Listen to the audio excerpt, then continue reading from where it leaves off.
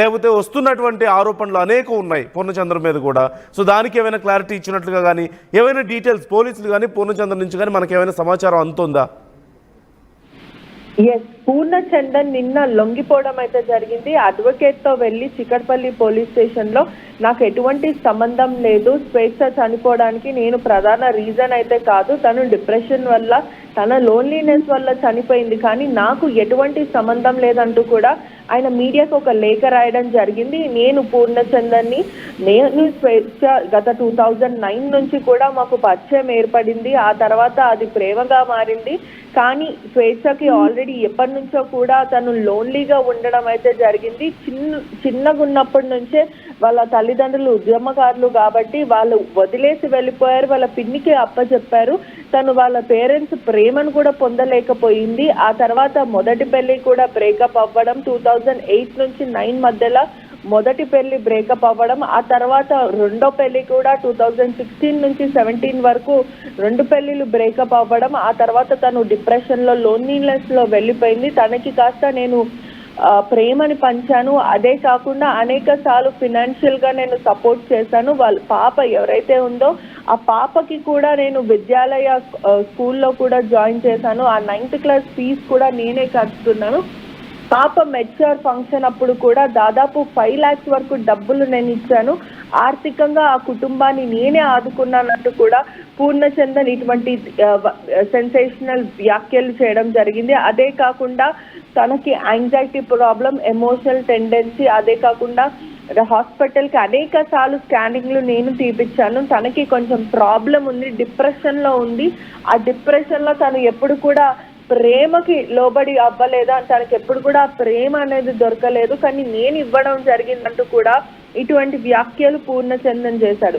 నేను ఎక్కడ కూడా తనని పెళ్లి చేసుకుంటా అని కూడా చెప్పలేను, అదే కాకుండా ముఖం చాటేయలేను, అసలు ఇది పెళ్లి విషయం కానే కాదు, ఇదంతా కూడా వాళ్ళ కుటుంబ సభ్యులు నా మీద చేస్తున్న తప్పుడు ఆరోపణలు, దీని మీద ఖచ్చితంగా నేను న్యాయ పోరాటం చేస్తాను, law will take its own course, receive in law as a law అంటూ కూడా ఒక సిటిజన్ లాగా నాకు లా మీద నమ్మకం ఉంది. ఇదంతా కూడా తప్పుడు ప్రచారం, మీడియాని కూడా తప్పుదోవ పట్టేస్తున్నారు, అసలు వాళ్ళ తల్లిదండ్రులు చెప్పే మాటలంతా కూడా అబద్ధం అంటూ కూడా ఇలా పూర్ణచందన్ ఒక లేఖ దాదాపు 5 pages లేఖ రాయడం అయితే జరిగింది. అంటే ఒక మనిషి చనిపోయారన్న కర్టెసీ కూడా పూర్ణచందన్ కి లేదా అంటూ కూడా నెటిజన్స్ క్వశ్చన్ చేస్తున్నారు. అంటే ఆల్రెడీ స్వేచ్ఛ చనిపోయింది, చనిపోయిన వ్యక్తురాల మీద తన క్యారెక్టర్ ని బ్యాడ్ చేసి, అదే కాకుండా తనకి 2 పెళ్లిళ్ళు అయినాయి, నేనే మొత్తం చూశాను, ఇదంతా తప్పు, తన ఒక డిప్రెషన్ లేడీ అన్నట్టు ఇలా వ్యాఖ్యలను కూడా తీవ్రంగా ఖండిస్తున్నారు.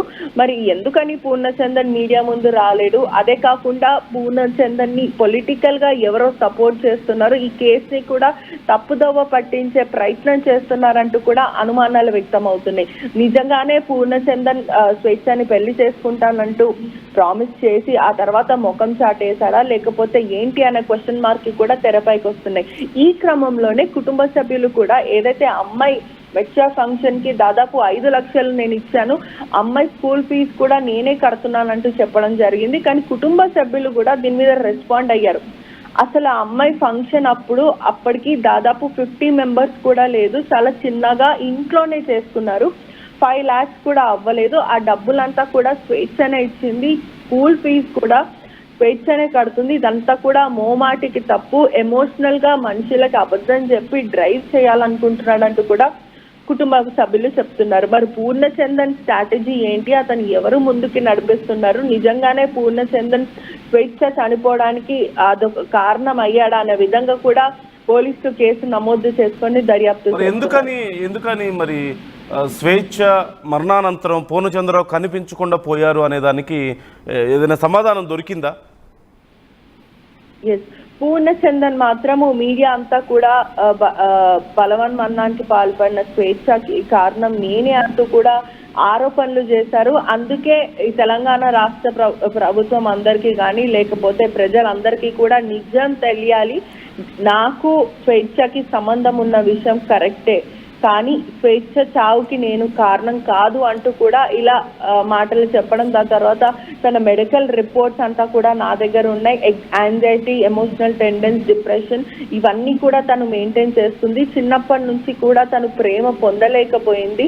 2 పెళ్లిళ్ళు బ్రేకప్ అవ్వడం, ఆ తర్వాత వాళ్ళ కుటుంబ సభ్యులు కూడా చిన్నగున్నప్పుడే వాళ్ళు ఉద్యమకారులు కాబట్టి వదిలేసి వెళ్ళిపోవడం, వాళ్ళ పిన్ని దగ్గర తిని పెరిగింది. అనేక సార్లు నాకు చెప్పింది వాళ్ళ కుటుంబాన్ని ఎంతో మిస్ అవుతున్నాను, చిన్నగా ఉన్నప్పుడే నా తల్లిదండ్రులు నా పిన్ని దగ్గర వదిలేసి వెళ్ళిపోయారంటూ అనేక సార్లు చెప్పింది. అది కాస్త ఆ ప్రేమని నేను అందించానంటూ కూడా ఇలా పూర్ణచంద్రన్ చెప్తున్నారు. మీడియా ముందు రాలేకపోయాడు. ఒకవైపు ఇదంతా కూడా ఒక స్ట్రాటజీ ప్లే అంటూ కూడా పలువురు చెప్తున్న అంటే ఇప్పుడు ఖచ్చితంగా పెట్రిషియా ఈ కేసుకు సంబంధించి రకరకాల కోణాలు తెర మీదకి వచ్చాయి. అవునన్నా కాదన్నా కొంతమంది మరీ ఎక్స్ట్రీమ్గా ఊహాగానాలు కూడా స్ప్రెడ్ చేసినటువంటి పరిస్థితి కూడా ఉంది. అన్ఫార్చునేట్లీ కొంత మీడియాలోని కొన్ని పత్రికలు కానివ్వండి, ఒక భాగం మీడియా కొంతమంది నిజాలతో సంబంధం లేకుండా, ప్రూఫ్స్ ఉన్నాయో లేదో చూసుకోకుండా పూర్ణచంద్రకి సంబంధించి ఏదో రాజకీయ కోణాన్ని కూడా బయటికి తీసుకొచ్చేసి దానికి సంబంధించి కూడా రకరకాల స్వేచ్ఛకు సంబంధించి రకరకాల కోణాల్లో వాళ్ళు ఇష్టారీతిని మాట్లాడినటువంటి పరిస్థితి కూడా ఉంది. అంటే అది ఏది నిజమో ఏది అబద్ధమో ఎవరికి పూర్తిగా తెలియదు. అలా స్ప్రెడ్ చేసిన వాళ్ళు దానికి సంబంధించి ఏ ఆధారాలు చూపించినటువంటి పరిస్థితి కూడా లేదు. సో ఇప్పుడు పూర్ణచందర్ పోలీస్ స్టేషన్లో లొంగిపోయిన నేపథ్యంలో ఇక ఈ అంశాలకు సంబంధించి క్లారిటీ రాబోతుందా? మరోవైపు స్వేచ్ఛ తల్లిదండ్రులు ఇచ్చినటువంటి ఫిర్యాదు కానీ వాళ్ళు చేస్తున్నటువంటి ఆరోపణలు ఒక రకంగా ఉన్నాయి, పూర్ణచంద్ర వర్షన్ మరొక రకంగా ఉంది. సో పోలీసులో ఫర్దర్గా ఈ కేసుకు సంబంధించి ఎలా ప్రొసీడ్ అయ్యే అవకాశాలు మనకు కనిపిస్తున్నాయి? మరి లాయర్ని కూడా తీసుకొచ్చారు కాబట్టి లీగల్గా ఫర్దర్ ప్రొసీడింగ్స్ ఎలా ఉండే అవకాశం ఉందంటారు ఈ కేసుకు సంబంధించి?